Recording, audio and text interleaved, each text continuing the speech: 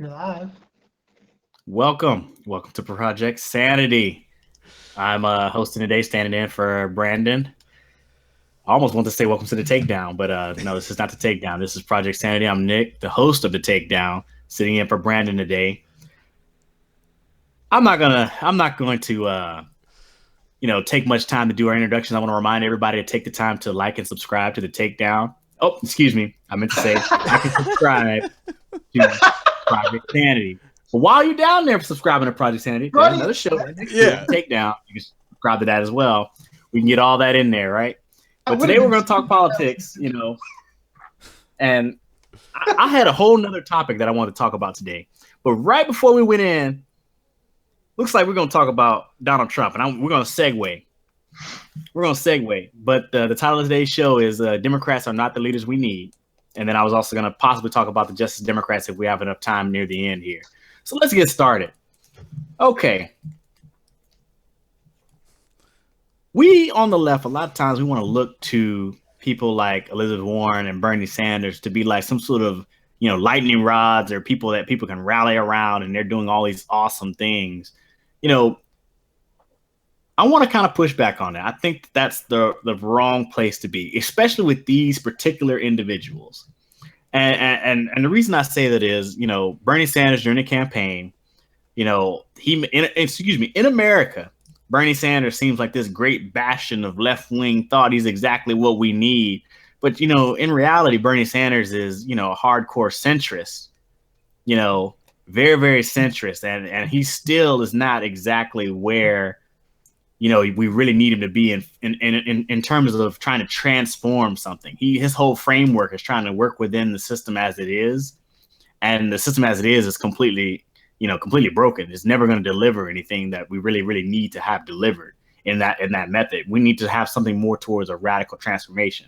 So, with that in mind, we have to say, when Bernie Sanders goes on, I think his best vote on national security issues or military spending, I think his best vote was voting no on the Iraq war. And I know he highlighted that in the campaign, but that was his best vote. When you start looking at defense spending bills and things of that nature, he was down for every weapon system, for every spending expansion. He was down for the NDAA. Elizabeth Warren, she was also down for the NDAA and the CISA. I don't know if Bernie Sanders was down for the CISA. They were pretty much down with the establishment as far as foreign policy and military spending was concerned. And that's problematic because, they're supposed to be this bastion of left-wing, leadership or progressivism and all that. And they really can't even get down to the basics of trying to at least freeze the military spending, trying to at least restore or protect Americans' privacy rights. That's I mean, to be honest with you, that's problematic. And it's hugely problematic enough to me to where I say these people really aren't people we should be looking to for leadership. They're really more like people that after we've already won the fight that needs to be fought, they'll be along for the ride because they know which way the wind is blowing. They're like the first among that group to me. What do you think about that, Richard or David? I'm just over here trying to get some things set up in the background. I wasn't prepared either for David to be joining us, but we were having a great conversation. I think you have a lot to say, but give me a moment. I'll get David back up here as well to talk about. Well, David, even if you're not up, the viewers can hear you though, right? Mm-hmm. Yeah, I think they probably could hear me screaming, tackling over you when you did your nice little promotion at the beginning there. Hey, everybody. I don't repeat your question.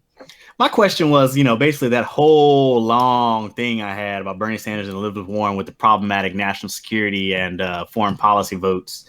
I'm basically saying, these people really aren't the bastions of liberalism or progressivism that people would lead you to believe. And I think that they're really more along the lines of after the real movement has already won the fight, they can be depended on for, some reliable votes here and there, but they're not at the forefront. Yeah. I think that, I'm Nick Nowlin today. I got you. No worries. No, I think that you're right. I think that Bernie does represent a decent amount of progressivism, but I'm sometimes I question why, where he really falls. There's things you say officially on the record, and then there's the views that you don't necessarily think are ready for mainstream just yet. And for all his radicalism, sometimes I wonder. Radicalism? What radicalism? I meant to put it like that. I just didn't actually do that, so my bad. But for all of his radicalism, Oh, okay, you put the quotes up there. I just want everybody to know, in case you couldn't see David, he did the air quotes there. So that was let everybody know he's being facetious. Sometimes I wonder, back in the day, he really did bash the Democrats. So it just makes one wonder what his real views are on the two-party system, and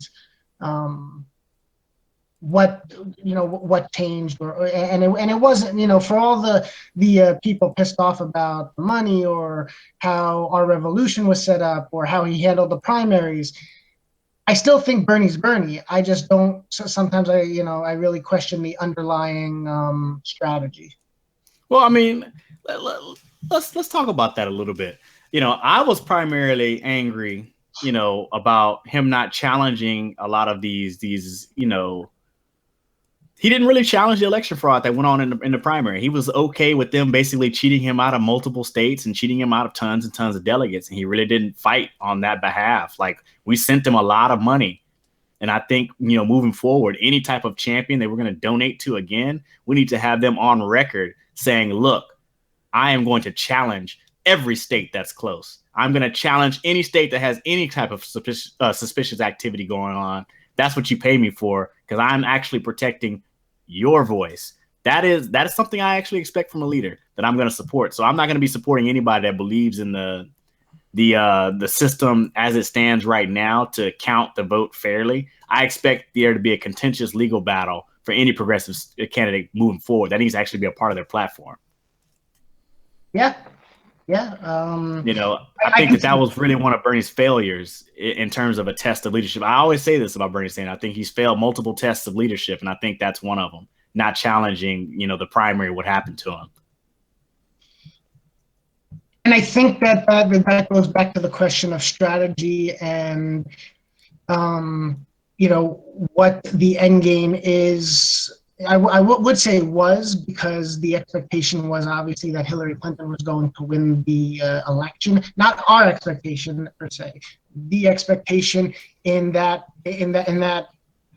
universe, that microcosm. But now it's a matter of what the end game is. Now that Bernie definitely has come out at the forefront, at least mainstream, and I don't think the strategy is all that clear just yet. I know that it definitely looks like he's basically putting the weight onto in taking over the Democratic Party, and I would agree with a lot of the skepticism about the success, about the potential success of that. Every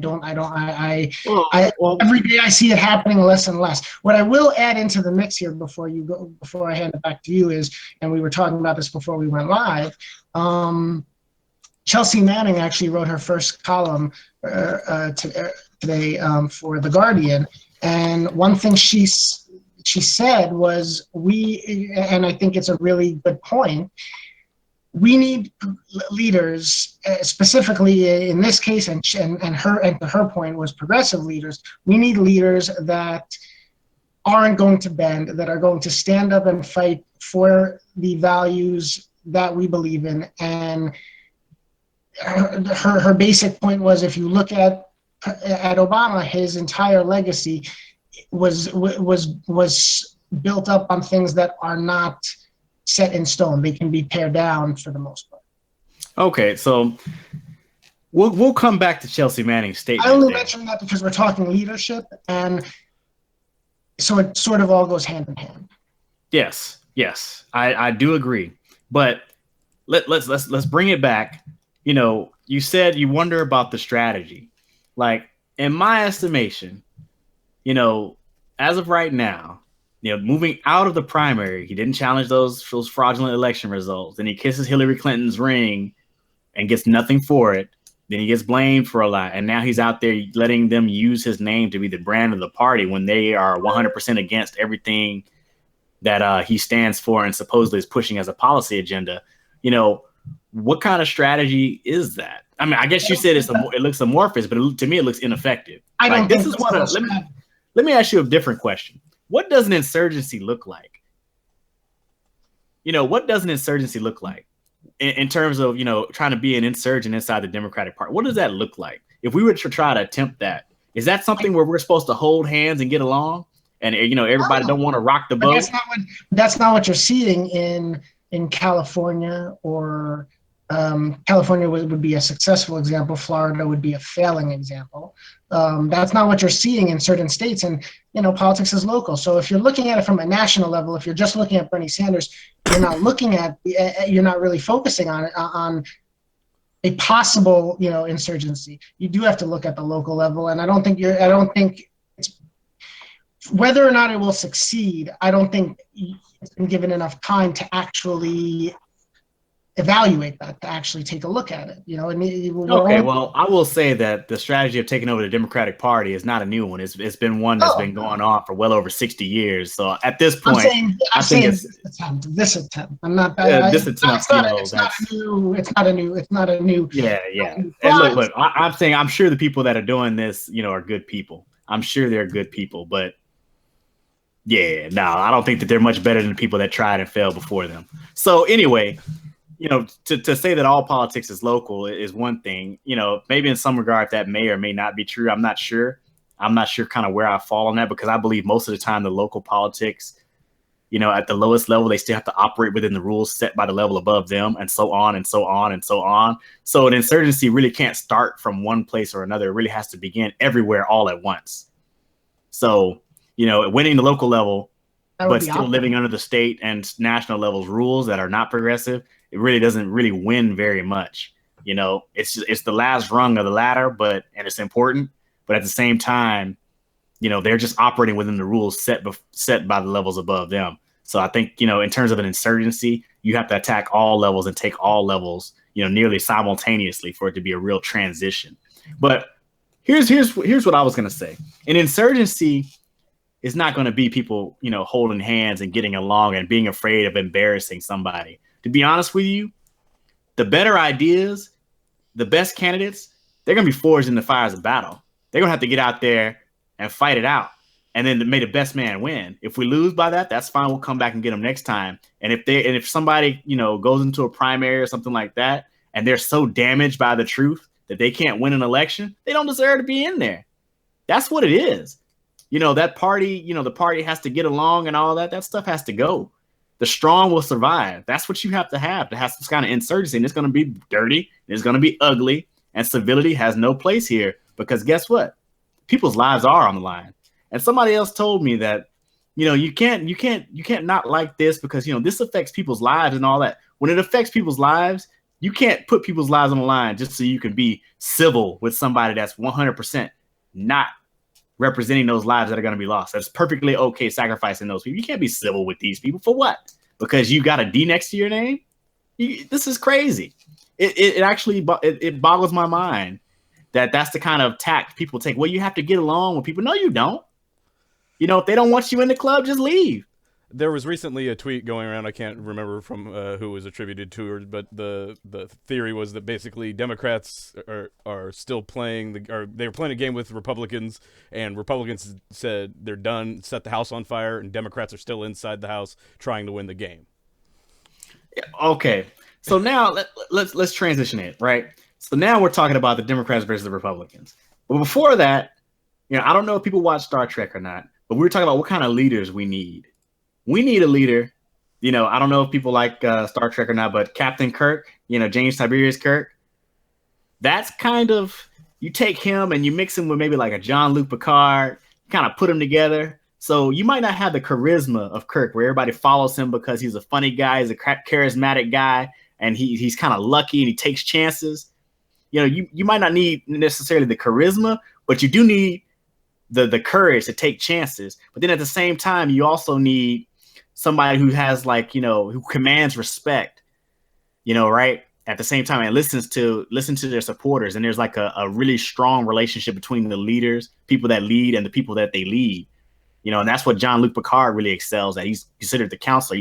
He hears everybody out. He makes a decision. And a lot of times, because they have respect for him and they understand he respects them, he's going to fight for them. It's a really, really strong unit that they can build. We need something kind of like a mix of that. Somebody that's going to take chances and be bold and courageous, but at the same time command respect and respect the people that follow them, and understand that the leader has responsibility to the followers. Yeah, I think that's really what we kind of need. A bad example would be like a Captain Janeway. You don't want that. That's not what we need. We don't need anybody to say, I know everything, I'm going to handle all this, y'all just do what I say. We don't need anything like that. We need kind of more towards what I said at first. Yeah, I don't think we can get away from having a charismatic leader. I think if you put Bernie Sanders with Obama's swagger, we end up with President Bernie Sanders instead of Hillary Clinton. Just even with the same policies, as inadequate as I agree that they are, I think Bernie is too centrist for the radical progressive movement that we're after, although he is the most radical one of the most radical progressives that's in any sort of position of power when it comes to the Senate. Well, again, though, that's because in America, the fight has gone too long. The right has won for so long that it's moved that way. But that doesn't mean you can't have a beacon. Just be out there in the darkness by yourself, and people will gather towards the light. That doesn't mean that can't happen. But it does mean that there are realities on the ground in which that when it comes to where the rubber meets the road, that if you don't have people that at least lean your way in those positions that you've allowed to get there and accepted them as acceptable in that position, then you end up with even less than the little that you're getting. So, well, actually, I disagree with that. I think there would be less opposition to Trump's nominees if there weren't people like Bernie Sanders in there, even if they're going to approve some and so, or whatever it may be, whatever the particular legislation will be. But go ahead and disagree. Okay, so I'm going to disagree with that. Number one is reach for the stars. There's none of this bullshit about, well, blah, blah, blah, blah, blah. You got to accept what it is. The problem is what is out there right now is shit. And unless we build something radically different, trying to play within that, you're already going to lose. You can say facts on the ground or nothing. Look, there's no reason why you can't radically change the dynamic of the land. Or excuse me, I'm stuttering, but you can't radically change the landscape. There's no reason why you can't do it. You just have to have the will to do it and the backbone to do it. Yeah, and get out there and do it. Essentially, part of why that backbone is necessary is because there are real consequences to if you don't succeed. If you don't succeed and you lose somebody like a Bernie Sanders in the position that he's in, then you get a less effective movement than you would if you keep that less than acceptable person in that position. I don't even agree with I still can't even agree with that. I don't think Bernie Sanders has been effective in the position that he's in other than speaking. Like anybody can get. I'm not arguing that he's the most effective. I'm saying what I'm suggesting to you is that let's just say, for instance, you have a group of people and half of them want to give you 0 and half of them want to give you 1, and then there's one person that's arguing for 5. Having that person in there arguing for 5, even if he doesn't get you any more than 1, reduces the likelihood of you ending up with getting 0. And so, like, whether they win in individual fight or not, having somebody that tends more your way than the crowd is better than not having somebody there. Then that's not to say that you accept that as acceptable. It just means that if you want to change that there are real potential consequences to losing that. What I think what you're suggesting is that it's so bad that it's worth it, and I'm inclined to agree with you. But we can't pretend that there aren't consequences to reaching for the stars and failing. Okay, so what I would say is, ultimately, where we are is unacceptable, and we have to move. So if populism isn't, and this is what I was gonna transition into this, but all around the world, everything is shaken up. Everything is changing. Everything's in flux. People are rejecting the current status. You have to provide a way forward that's not anything like what is already here. You have to provide something that's radically different. If you don't provide it on the left, you're going to get it on the right.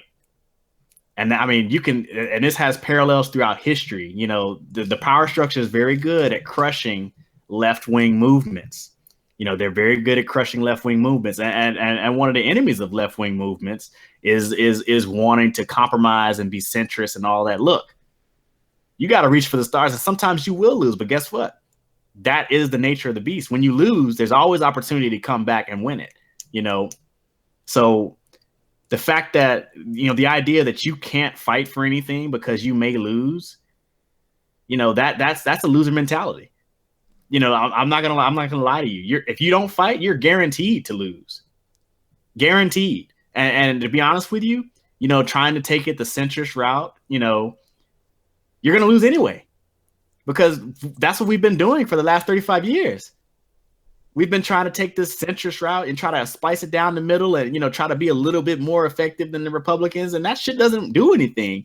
You know, we're going to actually shift into something else, and then we're going to come back. We're going to bring it full circle. But if you want to resist the right, you have to resist them with the right policies. You cannot beat them by doubling down on shitty policy. You can't say, well, this stuff sucks right now, but the Republicans will make it a lot worse. They're offering change. And people know what's working, what's right now. What we have right now is unacceptable.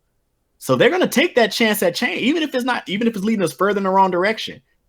And the reason why that was possible is because you offered to stay where we are, and somebody else offered change. And where we are is shit. You need to move it to the left. And that means reaching for the stars. Now, I'm not expecting Bernie Sanders to come up tomorrow and say, hey, we need to abolish private ownership of land. I'm not expecting that. But what I am expecting this fool to say is, hey, you know, the United States has not been a very good actor in the world scene. And, you know, we've caused a lot more damage than we've actually, you know, we've caused a lot more damage than we like to let on. And we probably need to, you know, scale back, you know, how we do our intervention, or radically change how we interact with the rest of the world. That is like his job, just to even have that out there. And you could say, well, you know, the public's not ready for that yet. But we need the public to even understand that such political thought is even possible. Like, when I talk to people that aren't really deep into politics, when I say that Bernie Sanders is centrist, they look at me like I'm crazy, because they don't even know that there is a spectrum beyond Bernie Sanders.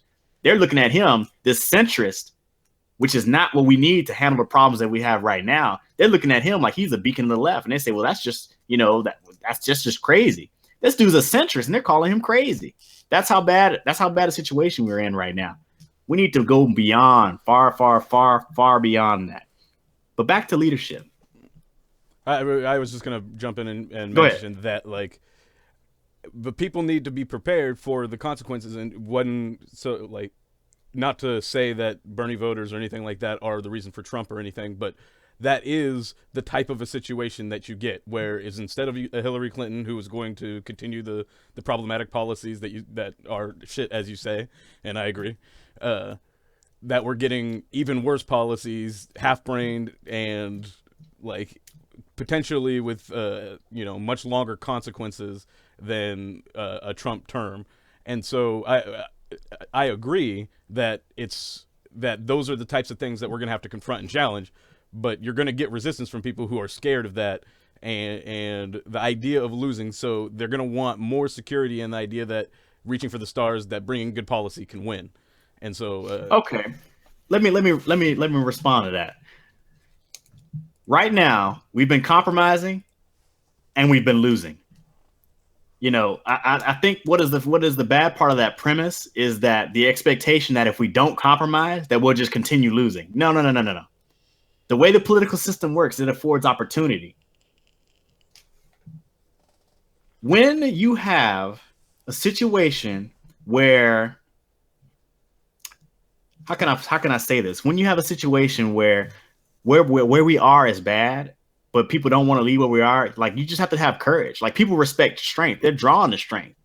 And that's what the left just needs to have. They just need to have strength of their convictions, and they need to be bold. And, you know, somebody said, you know, what are you going to do? Not compromise for 100 years? It won't take 100 years. All we need to do is shift the window. And you do that by not compromising. And then the political opportunity will arise, and you take advantage of it, and you move the pendulum in your direction. That's how it works. The right does it all the time. But no. The left, we have to compromise. We have to compromise and keep moving to the right. No, you don't. You have to draw the line in the sand and say, we're not going anywhere. We're going this way. And again, I'm not saying you can't compromise at all. What I'm saying is we've compromised so far and so much that somebody like Bernie Sanders looks like a bastion of the left. Now, there's another comment here that says somebody that criticizes Israel. Bernie Sanders didn't criticize Israel. That's not what he did. Bernie Sanders acknowledged that Palestinians deserve rights. He didn't criticize Israel. That's not criticizing Israel, by the way, just so you know. Acknowledging that Palestinians have rights is not criticizing Israel. Criticizing Israel is what I'm going to do right here. These settlements are illegal. They are stealing the Palestinians' lands. They are putting in place an apartheid state and doing a land grab. And you know what? The reason why Israel won't give up that stuff is because that's where they're stealing 20% of the Palestinian water. That's where Israel gets its water from, the Gaza Strip. It gets 25% of its water from there. They're never going to give up that land because they need that water source. But you don't hear Bernie Sanders saying that because that's a real critique of Israel. What Bernie said was, I'm trying to keep even-handed. See, once again, the shifted window is so far to the right that somebody that's trying to be even-handed, even though they shouldn't be, one person's clearly in the wrong, there should be no even-handedness deserved there. He looks like he's criticizing Israel. Yeah, I think one thing that gets a bit lost in the idea of the compromise and the left versus the right and so on and so forth is healthcare is a great example.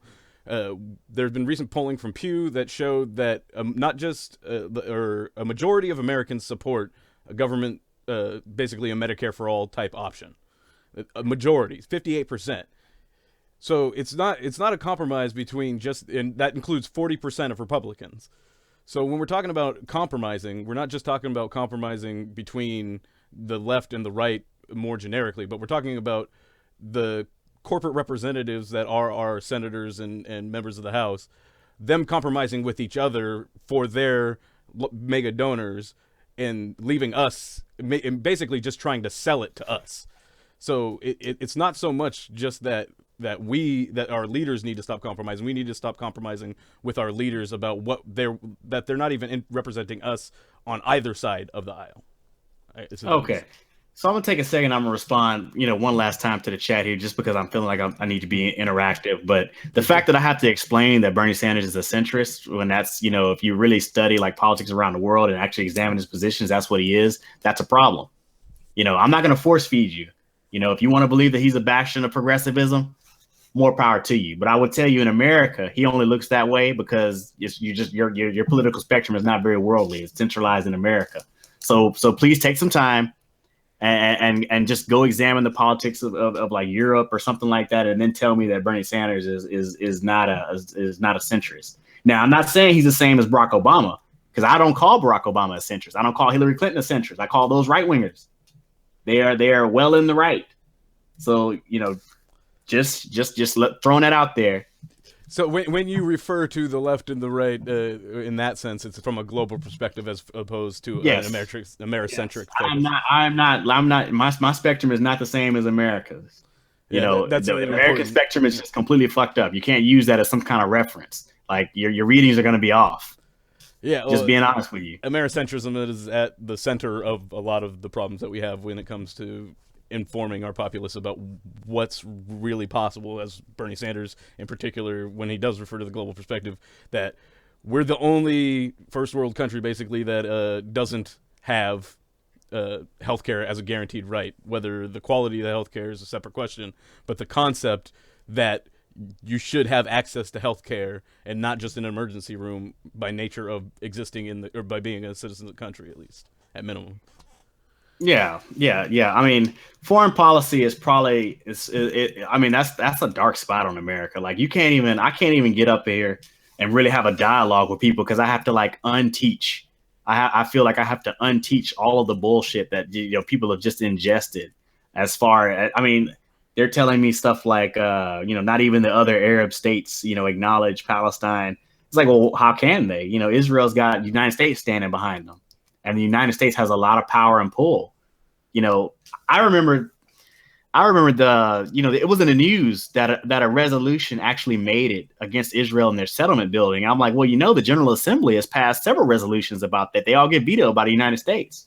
You know, that's the kind of power you have with the United States standing behind you. You can just do crazy shit and nobody can say anything about it because, you know, the United States sits on the Security Council, got a permanent seat, and we got a veto, and they can single-handedly do whatever they want, you know, as far as the UN is concerned. So I'm going to get off of that because, you know, it actually irritates me a lot that I have to kind of go through that with people because that's just so crazy, right? But I just want to show you guys that I see you guys there commenting, and like, you know, when something comes up, I do want to comment on it. But we're talking about leadership, right? Let's look at, you know, Donald Trump. As fumbling and bumbling as he is, you know, I do believe Donald Trump is showing us something about leadership, you know, and I know that's going to be bad. It's going to be bad. Nobody wants to see anything good about Donald Trump, but this guy kind of just does what he wants. Like, he has a vision in his head. He has some sort of objective, bad or for worse. But he just goes in there and does it. And now contrast this with Barack Obama. Millions upon millions of people. People came out in droves to vote for this man. Record high turnout. The wind at his back. I mean, his party had 2 houses of Congress. He had majorities, super majorities. He just couldn't do nothing. He couldn't get anything done. He was just so weak and powerful. You know, America's, you know, it's a big ship and you just can't turn it. Trump was making moves before he was even president. You know, that is just the difference between the personalities of the people that were in the presidency. And I'm sorry, but that's just a huge difference. And I think we need to recognize that maybe our leaders need to be strong-minded and have strong objectives and go ahead and roll through. Yeah, I think it's. I was just taking a look at the chat as well, but it's.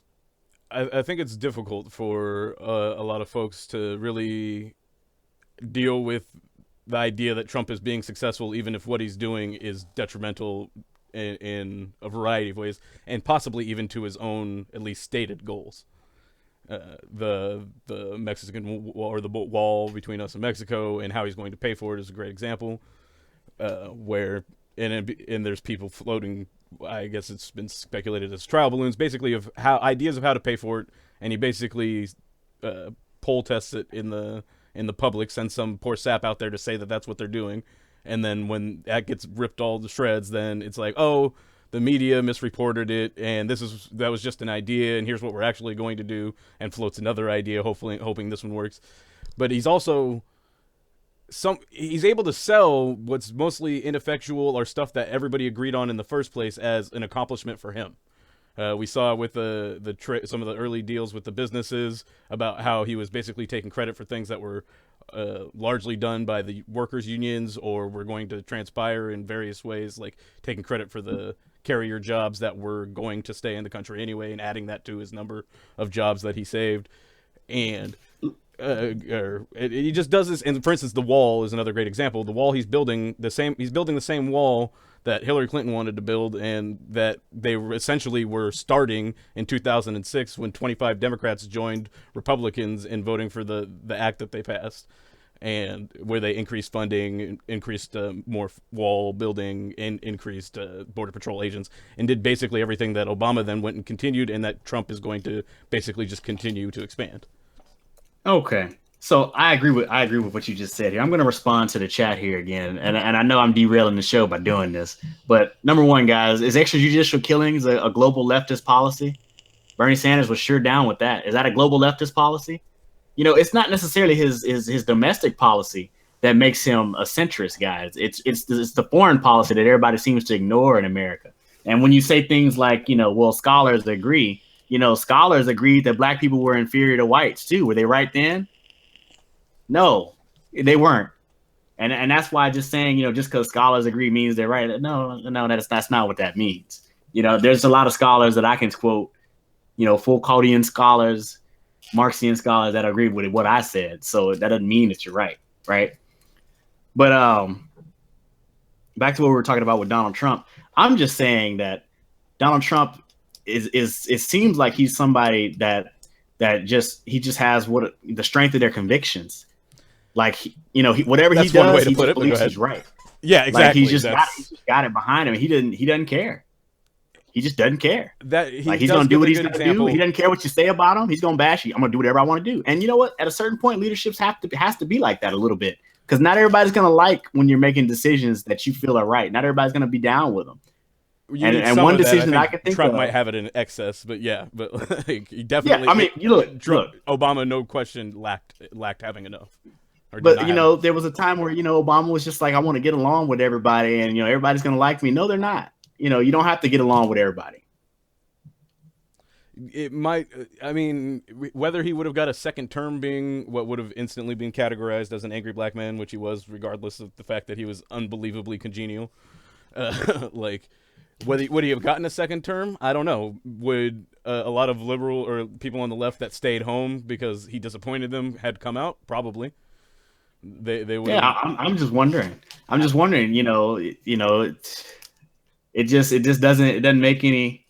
doesn't make any sense to me, like how people can still excuse a failure that is the Obama presidency. They can still excuse it, and they can say, well, so much attention was on the free fall. Do you know? Well, quickly, he was the best black president we've ever had. So that contributes a lot to a lot of the excuse. I guess you're right. The best one we've ever had. But do people understand that the New Deal was passed in FDR's first 100 days, and that he passed like so much legislation in that time trying to tackle the crisis, and the Supreme Court struck down some of this stuff, and he threatened the Supreme Court and pushed them into submission? He had Congress people, basically scared because he told people like, this person's voting against my thing. Call your congressman, get out there to his office. He rallied people to really push and get stuff done. Like, that's what a leader that we need right now. And you know what? He was doing that to save capitalism. He did all that to save capitalism. He was actually able to stand up.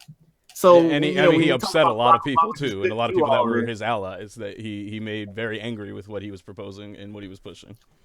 Yeah, and you know what? It wasn't even enough. There's a lot of liberalism now, that the progressivism that just goes to kind of, there's a lot of people in the room that kind of want to go back to the New Deal. We want to go back. If the New Deal was really good, if the New Deal really was what we needed, then we wouldn't be going back through this right now, because the New Deal's failure was the inability to make sure that a lot of stuff that they put in place couldn't be taken away. That's actually, a glaring example that, the New Deal is not quite enough. Yeah, I see that I just noticed in chat that we had Umar who wants us to talk a little bit about solutions.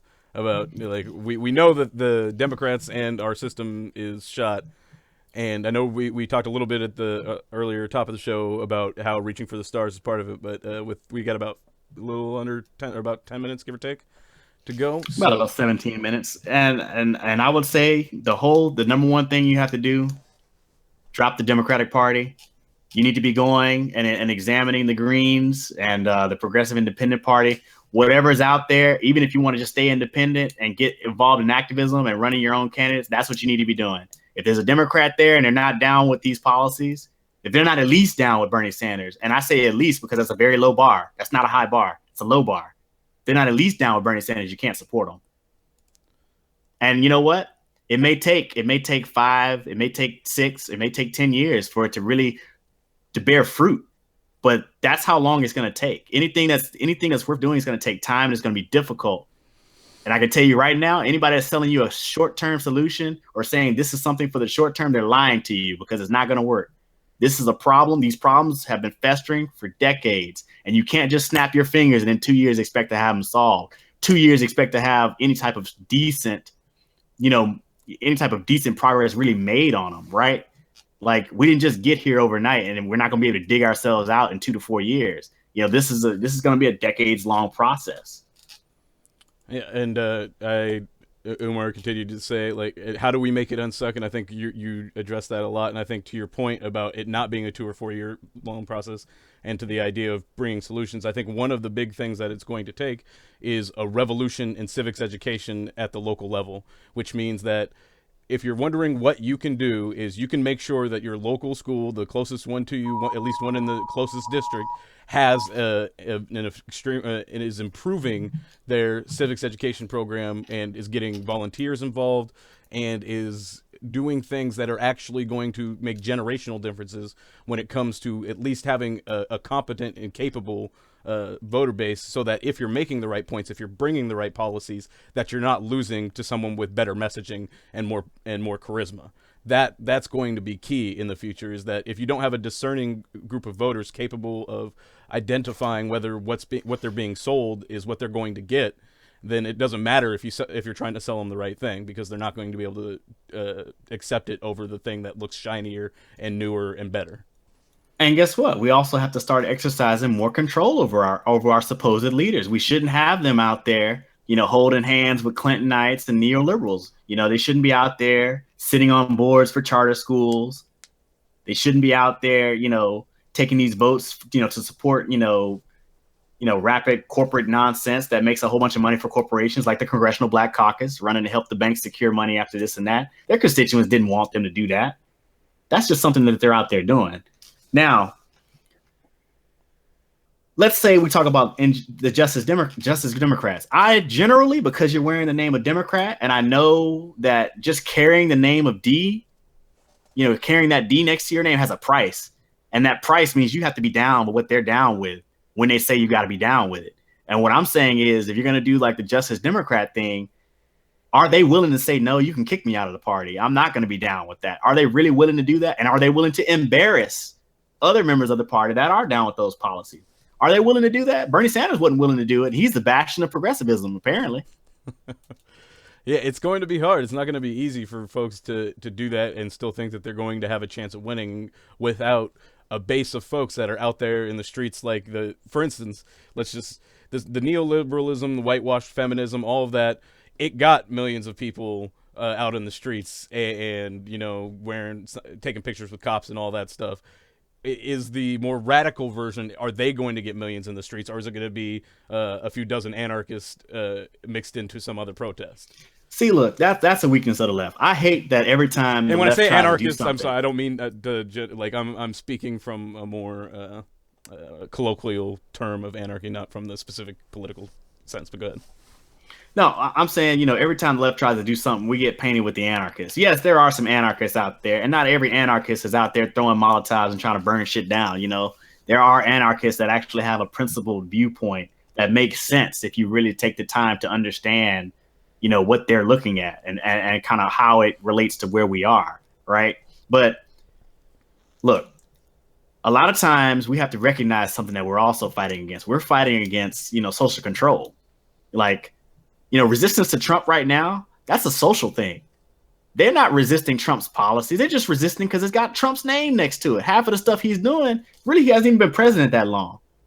Half of that stuff he's doing right now, or most of the stuff that's going on right now, that was still in play before Barack Obama left office. Yeah, Barack Obama is beloved and Trump is hated.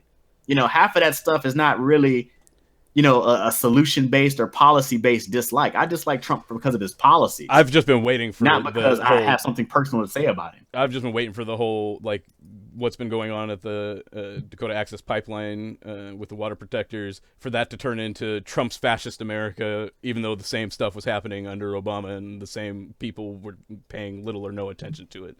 And that's I think is how I think this is going to look in the future going forward, is that all of the NSA and security state, all the things that Democrats say that they fought for but ignored while they got worse under Obama, are going to suddenly come back, and we're supposed to believe that they're sincere in their attempts to resist these things, when we know not only are they probably insincere, but they're going to fail even if they are sincere in stopping it, as we've seen so far, and what Trump's been trying to accomplish, and their inability to stop him, with not even be able to stop or to be able to stay unified against particular nominees, even the ones that are unquestionably unqualified, brings to light that they're not going to be able to resist things that are more that are harder to resist. Where if we remember, Republicans filibustered things that they were going to take hits for filibustering back in their home states because they were united as a front, whereas Democrats aren't. The policies and the ideas aren't that united in order to even be able to do that, particularly when you look at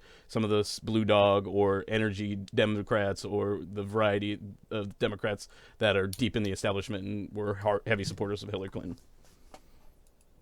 Okay, so here's what I'm going to start talking about now. You know, this whole idea that the Justice Democrats is some kind of new thing and all that. Look, if you're invested in the Democratic Party and you just want to keep on doing the same thing that's been going on for well over 60 years, be my guest. Go ahead, more power to you. I'm going to be honest with you.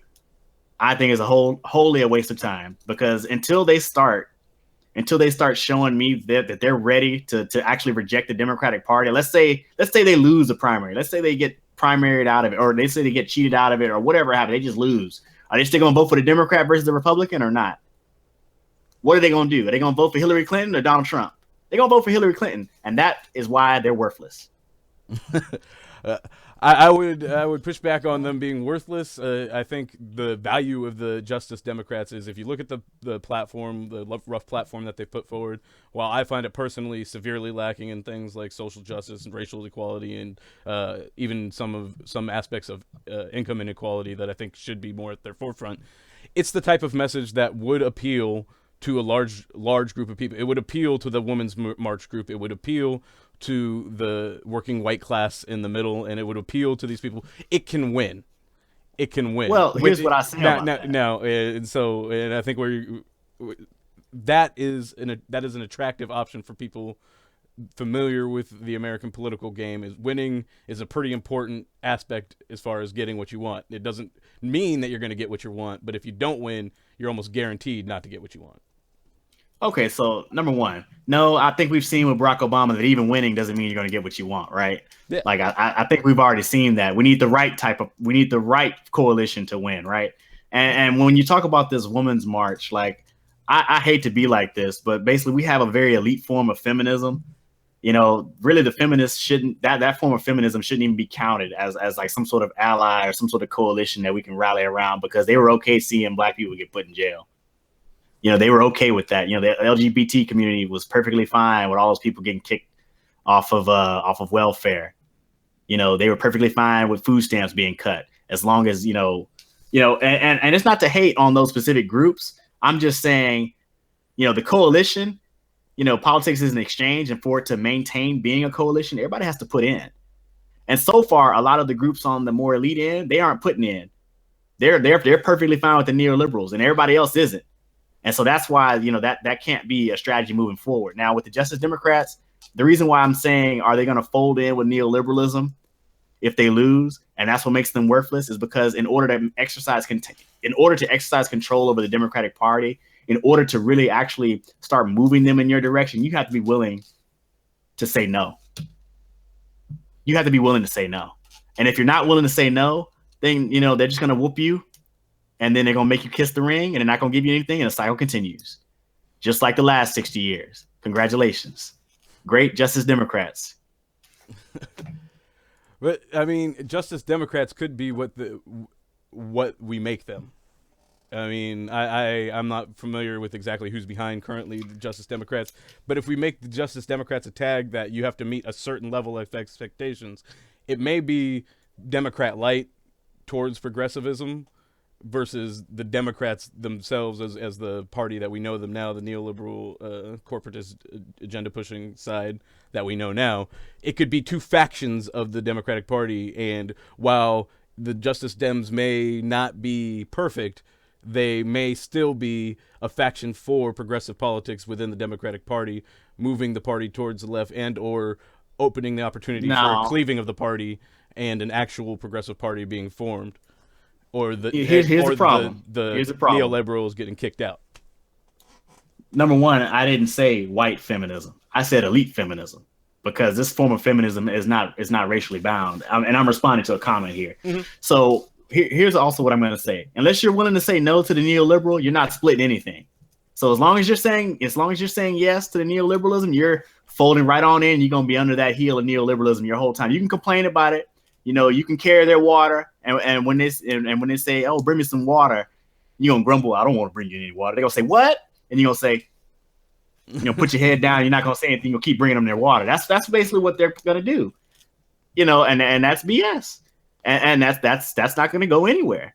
You know, they're gonna assimilate into some sort of dominant structure where the Hillary Clintons and the Cory Bookers and the Nancy Pelosi's are gonna whip them, and they're gonna basically do everything that they say because they want to stay a part of the coalition. When you're ready to say no, that's when you have power. As long as you're trying to get along, go along to get along, you're not going anywhere.